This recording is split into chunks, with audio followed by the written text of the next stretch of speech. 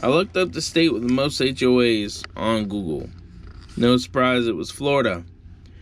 2024, Florida has the most homes belonging to HOAs.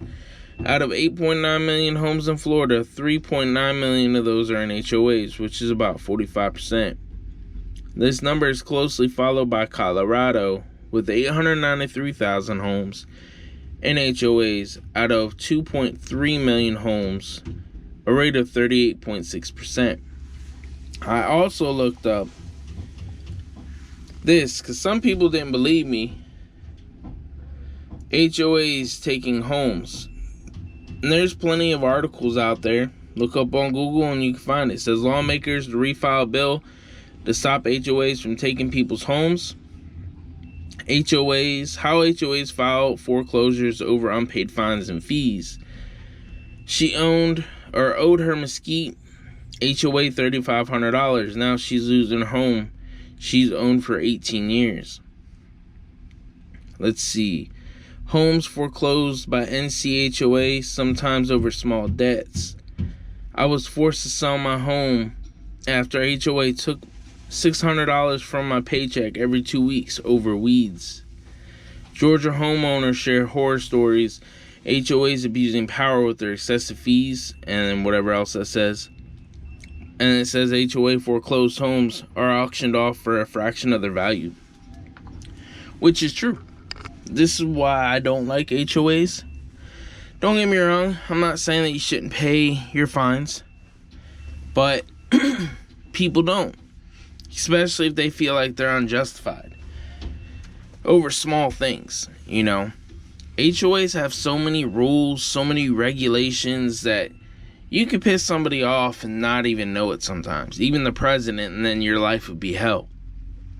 But I just find it BS that HOAs pretty much have so much power that if you do not pay off your fines, then they can put a lien on your home, go through the process, and then they can foreclose on your home. And then you lose your home even if you outright own the home. Literally, if you paid off the mortgage, it's totally yours, not the bank's. You can lose the home. And I'm like, what? I mean, I've heard of people, getting behind on their property taxes, and people coming in and going through the process of buying off that home through the property taxes. But it's just nuts to hear these HOAs putting up fines for whatever reason, and then these people aren't paying them, and then they're taking their homes away. I wouldn't doubt there are people out there that probably believe that should be a thing. Personally, I don't. I mean, it's bad enough that you technically don't own anything in this country.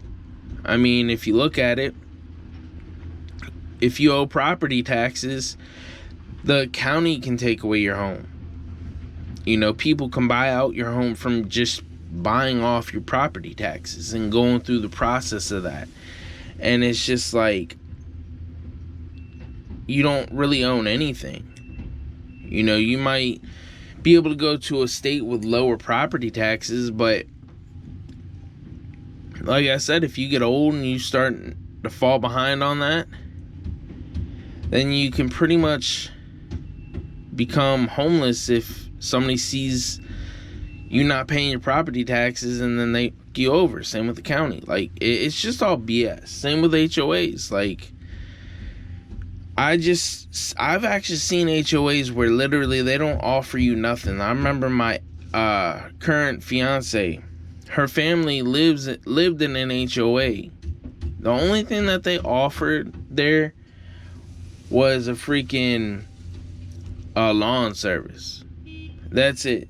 They didn't offer anything else. And I'm looking at it like, why are you gonna pay an HOA all this money if they don't offer you any services like pool, recreational area, a gym or something of that manner? But they don't.